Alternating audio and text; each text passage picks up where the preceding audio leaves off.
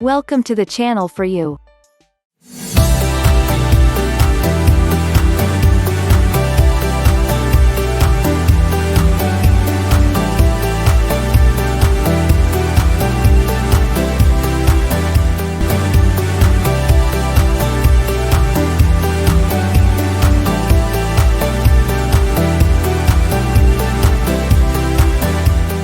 The role of insulin. There are three basic units the body uses for energy: 1 fats, 2 proteins, 3 carbohydrates. All three can be converted to blood glucose. However, while fats and proteins are converted slowly, carbohydrates are converted quickly, causing quick spikes in the body's blood sugar levels. These spikes in blood sugar levels cause the pancreas to create and release insulin until the blood sugar level returns to normal.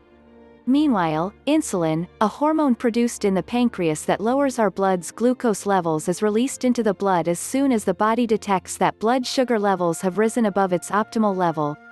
Insulin is a very efficient hormone that runs the body's fuel storage systems.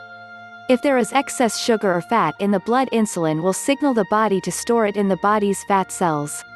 Insulin also tells these cells not to release their stored fat, making that fat unavailable for use by the body as energy. Since this stored fat cannot be released for use as energy, insulin very effectively prevents weight loss. The higher the body's insulin levels, the more effectively it prevents fat cells from releasing their stores, and the harder it becomes to lose weight. According to many authorities, over the long term, high insulin levels can lead to insulin resistance and cause serious health problems like the ones listed below. 1. Raised insulin levels and insulin resistance. 2. Lower metabolism leading to weight gain. 3. An increase in fatty tissue and reduction in muscle tissue. 4. Accelerated aging. 5. Increased food allergies and intolerances. 6. Overworked immune system. 7. Increased risk of heart disease, obesity, diabetes and cancer. Carbohydrates, especially simple carbs like sugar and starch, are quickly turned into sucrose by the body, entering the bloodstream quicker, thereby causing the release of large amounts of insulin. The fewer carbs are eaten, the less insulin is produced by the body, and the fewer calories are stored as fat. Less fat storage equals less weight gain, and fewer carbs eaten equals less insulin in the blood and the body using its fat stores for fuel. The premise behind every low-carb diet plan is that a body that produces less insulin burns more fat than a body that produces lots of insulin. Some plans encourage a period of extremely low carbohydrate intake so that the body will enter a state of ketosis and more quickly burn fat stores. These are usually called induction periods. The length of extreme carb control varies from 7 days to however long it takes you to reach your ideal weight. After this period of extremely low carb dieting, maintenance levels of carb consumption are followed to prevent weight gain. The amount of carb you can safely eat will depend on your unique body system. And you will probably have to experiment to find out what level of carb intake is best for you. No matter what your carb intake, it will be lower than the norm, and you will still eliminate white flour and white flour products and certain other sugary and starchy foods. This is why these diet plans are known as low-carb lifestyles. Low-carb success requires that you be willing to give up simple carbs for the long term. Now, here is a list 14 of the most popular low-carb diet plans and books and a summary of their requirements.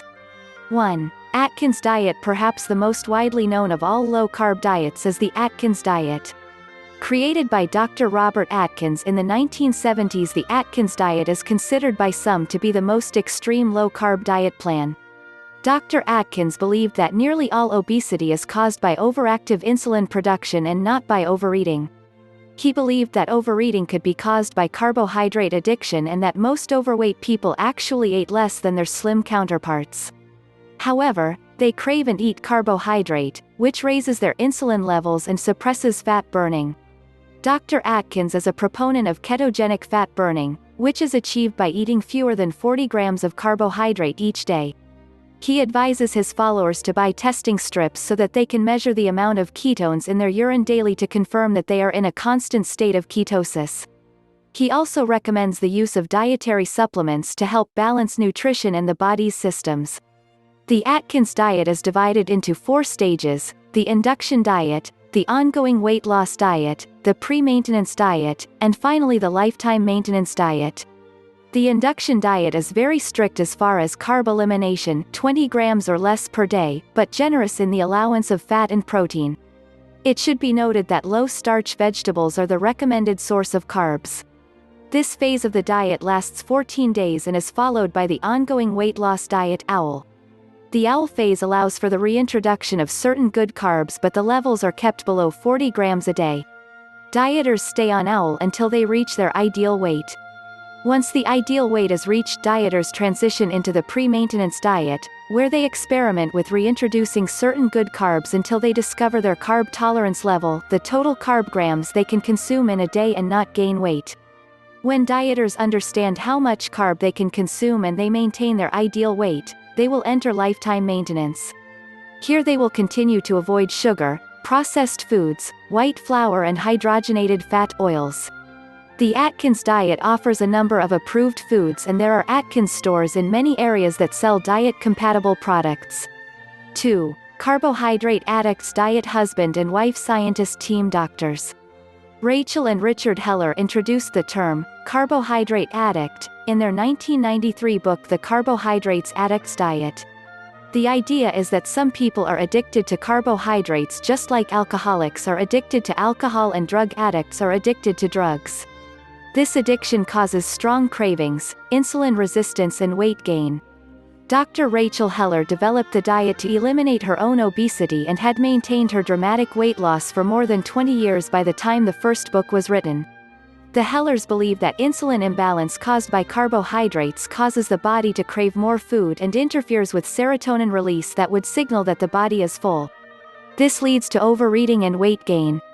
The Hellers recommend that the carb addict should limit his or her carb intake to a reward meal, eat 3 times per day and avoid snacks until the person is out of the weight loss phase of the diet. In addition to the diet plan, the Hellers also cover psychological triggers that can cause carb addicts to binge on carbs and gain weight. They encourage dieters to identify personal emotional triggers and how to avoid these triggers to help lose weight. One of the most important theories of this diet is that being overweight is not the fault of the obese person. Why? Because the person's biology and the addictive power of carbohydrates is working against them. Like all other low-carb plans, the Hellers recommend that processed foods and many types of sugar should be avoided. However, they also state that some starchy carbs should be eaten with reward meals if desired so that the dieter will be more likely to stick with the diet for the long term. The Hellers believe that carb addiction is treated over the long term with good nutrition and proper diet, but it is never cured, and carb addicts must be vigilant to prevent future weight gain and carb binges. 3. Hampton's Diet. Dr. Fred Pescatori, a former associate medical director at the Atkins Institute, developed the Hampton's Diet. This diet is a mix of low-carb dieting concepts and the healthiest concepts of the Mediterranean diet. He encourages the liberal consumption of monosaturated fats to aid weight loss and prevent diseases such as cancer, heart disease and diabetes. All of this is laid out in the Hampton's Diet, published in May of 2004. His book includes a 30-day meal plan, gourmet recipes and information about Australian macadamia nut oil, which he encourages dieters to use liberally. He suggests the use of special cold-pressed virgin olive oil if you cannot afford the macadamia nut oil that he considers to be the best for your health. There are a liberal number of recipes, but most of them use expensive ingredients and are quite gourmet style. World-class chefs and restaurant owners contributed many of the book's recipes to their own successful low-carb creations enjoyed by customers worldwide.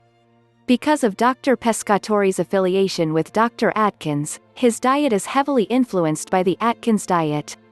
The main points of difference seem to be more of an emphasis on fruits and vegetables, the use of healthier fats like macadamia nut oil, and the suggestion that all skin and fat be trimmed from meat prior to cooking. This plan has a lot of the same features as Atkins, but features tasty recipes and 30-day meal plans and more than 100 recipes. 4. The Glycemic Index Diet. Written by Rick Gallup, a former president of the Heart and Stroke Foundation of Ontario, the Glycemic Index (GI) diet claims, if you can understand a traffic light, you'll understand this diet. Gallup divides food into 3 groups based on their glycemic index, how fast they cause spikes in blood sugar levels. He separates food into green light, yellow light and red light foods. Glucose is set at a GI level of 100 and all other foods are compared against it. Red light foods should be avoided, yellow light foods are avoided during the initial weight loss phase and eaten occasionally during the ongoing maintenance phase, and green light foods should form the basis of your diet throughout. No special foods need to be purchased. Simply look up where your favorite foods fit in the plan, eat green, sample some yellow and avoid red. Period. Gallup says dieters should expect to lose 1 to 2 pounds per week and need not start with a crash diet. While this is a low-carb diet, it is not as high protein as most of the other diets and encourages dieters to cut fats as well as carbs. He also encourages exercising for 30 minutes each day and eating 3 balanced meals that include carbs, proteins and fats. According to Gallup, followers of the GI diet should consider it a lifestyle change that they will adhere to for the rest of their lives, not a diet. It isn't easy, though. For example, consider this: red light foods, list and note all of the good eats: baked beans with pork, refried beans, alcoholic beverages, regular soft drinks, bagels, croissants, baguettes, cake, cookies, cornbread, English muffins, hamburger buns, hot dog buns, Kaiser rolls, Melba toast muffins, donuts, pancakes, waffles, pizza, regular granola bars, stuffing, tortillas, white bread, millet, white rice, instant rice, rice cakes, cold cereals, cream of wheat, granola, grits, muesli, instant oatmeal, croutons, ketchup, mayonnaise, tartar sauce, cheese, chocolate milk, cottage cheese, cream cheese, ice cream, whole 2% milk, sour cream, yogurt, butter, coconut oil, hard margarine, lard, palm oil, peanut butter, regular salad dressing, tropical oils, vegetable shortening, cantaloupe, dates, honeydew, melon, prunes, raisins, watermelon, canned fruit in syrup, all dried fruit, applesauce with sugar, all fruit drinks, prune juice, sorbet, bologna, bratwurst, regular eggs, ground beef with 20% fat, hamburgers, hot dogs, pastrami, processed meat, regular bacon, salami, sausages, sushi rolls, all canned pasta, couscous, gnocchi, macaroni and cheese, noodles, pasta filled with meat or cheese, Alfredo sauces with sugar, jello, potato chips, candy, French fries.